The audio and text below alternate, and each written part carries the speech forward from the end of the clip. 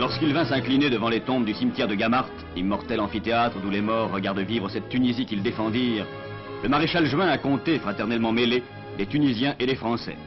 La même terre les couvrait aujourd'hui. Les mêmes peines et les mêmes dangers les avaient unis hier. Hier, la même mort les avait touchés ensemble dans le même geste héroïque. Français, Tunisiens, Tunisiens, Français, ils étaient des soldats morts au champ d'honneur. Lorsque sur le front des troupes à Tunis, le maréchal Juin épinglait sur la poitrine d'anciens combattants tunisiens les récompenses de leur mérite, il donnait encore à ce geste la valeur d'un émouvant symbole.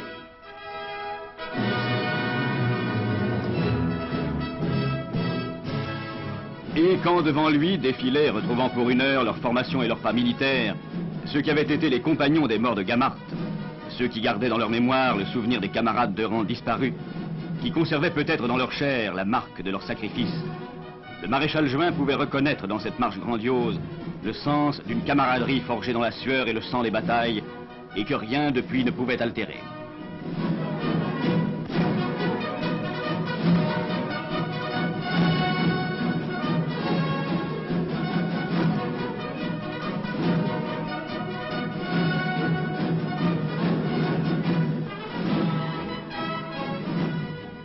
Aujourd'hui, comme après chaque défilé, les fanfares s'éteignent, les acclamations s'apaisent, les cortèges se disloquent, et les petits cafés s'emplissent de groupes qui veulent, pour un instant, continuer à rappeler des souvenirs de ce qui les unit autrefois et qui les lie encore.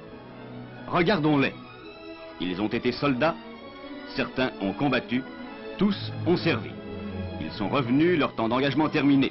Mais qu'ont-ils retrouvé après ces années passées sous l'uniforme? Qu'a-t-on fait pour les reclasser dans la vie? Les a-t-on vraiment, comme trop souvent on l'a murmuré, laissés sans ressources, sans métier, sans avenir, avec leurs souvenirs à évoquer et leurs médailles inutiles?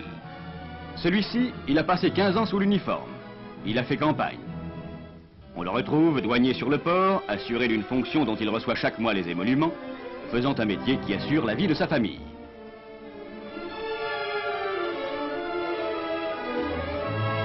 Cet autre, 15 ans aussi dans la troupe.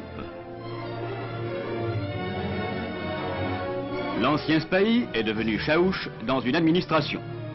Lui aussi assuré d'un poste officiel à traitement fixe qui lui garantit la sécurité.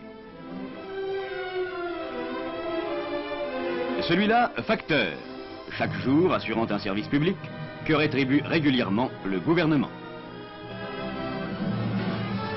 Celui-là encore, pompier, et il bénéficie des mêmes avantages attribués aux emplois administratifs. Comme elle semble loin quand on regarde ces hommes, la légende d'une France qui n'a donné à ses anciens soldats, en les démobilisant, qu'un colis de vivres et 10 mètres de tissu.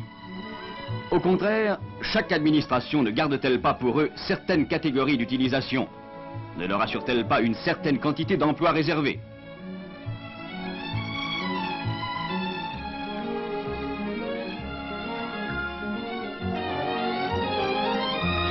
À ceux que ne tentaient pas les titres de fonctionnaires, des emprunts ont été consentis pour leur permettre de s'établir, de fonder un commerce ou une entreprise.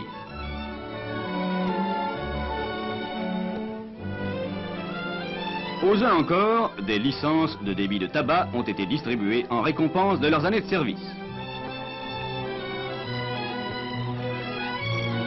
Aux autres, on a permis d'ouvrir des cafés. Et à l'aide de ces emprunts, combien ont pu tenir boutique ou magasin, s'installer dans un métier de leur choix? Celui-ci a aujourd'hui son salon de coiffure. Celui-là, son étal de boucher. Cet autre, son atelier d'artisan électricien. Et si l'on regarde plus loin, combien de patrons pêcheurs qui auraient rêvé en vain d'avoir leur barque si le prêt aux anciens combattants ne leur en avait pas donné les moyens? Combien n'auraient pu avoir le car ou la camionnette qui les a fait transporteurs? Il ne faut pas oublier que plus de la moitié du tonnage des moyens de transport fut attribué aux combattants et qu'en majorité, les licences de camionnage ou de transport en commun leur furent réservées.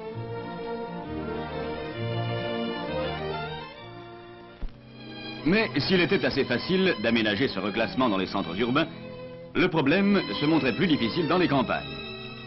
L'administration réserva aux anciens combattants le lotissement de toutes les terres domaniales disponibles. On continua cet effort par la distribution de terres italiennes, devenues propriétés françaises, et l'on acquit dans le même but pour 500 millions de nouveaux domaines.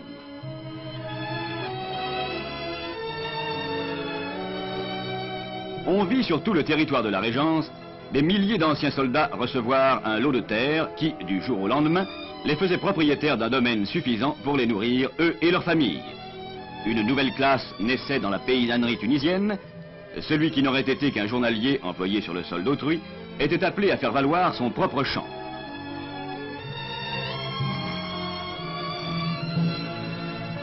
Parallèlement, sur d'autres domaines, s'ébauchaient des essais de fermes collectives où des groupes d'anciens soldats étaient appelés à exploiter en commun le même domaine.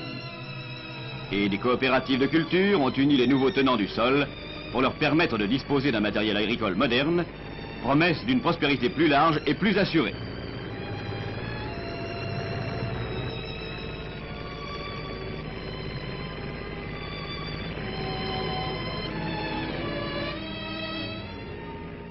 On voyait même, et le village d'El Omran près de Tunis en est l'exemple le plus représentatif, des villages neufs s'élever au bénéfice des anciens compagnons d'armes. Beaux ensembles tout blancs, groupés à l'ombre d'un minaret tout neuf, et dont les rues grouillent maintenant d'un peuple d'enfants joueurs.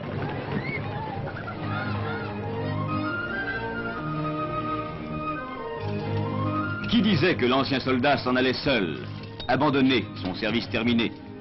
Il fut fait obligation à toute entreprise travaillant pour l'État d'employer 10%, puis 15% d'anciens militaires. Et toutes les entreprises publiques ouvrirent leurs portes à des hommes dont l'apparence disait les droits acquis.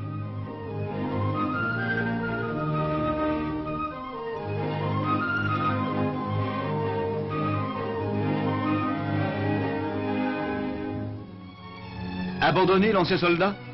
D'abord, un bureau spécial fut chargé de reclasser les anciens militaires en chômage. Innovation destinée à s'étendre à toute la Régence, car bientôt, des bureaux du même ordre seront installés au siège de chaque contrôle civil. Abandonner l'ancien soldat? Depuis longtemps, des centres médicaux et des dispensaires lui sont réservés. Il y trouve des conseils, des soins, des médicaments gratuits. Il est sûr de compter que sa santé sera surveillée autant qu'il le désire, ses maladies soignées par un corps médical à l'épreuve. Mais on devait ajouter à ces secours d'autres secours plus généraux. Pour les nécessiteux, on institua des distributions régulières de vêtements et de blé.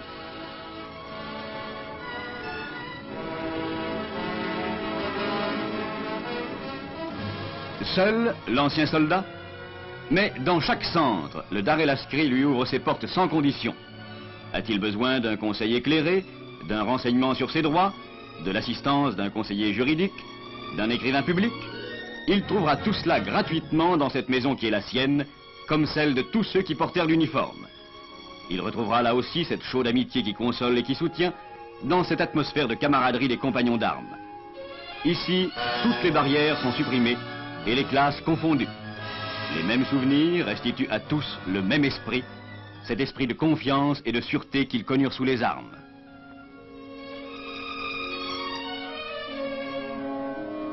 Seul l'ancien soldat? C'est le maintien de cet esprit qui a donné naissance tout récemment à cette maison des anciens combattants et des mutilés de guerre, qui reçoit les invalides et accueille les grands blessés, et semble grandir le sens des Dar el Askri. À travers ces salles et ces galeries, chacun sentira revivre l'esprit de cette grande famille à laquelle il appartient toujours, l'armée.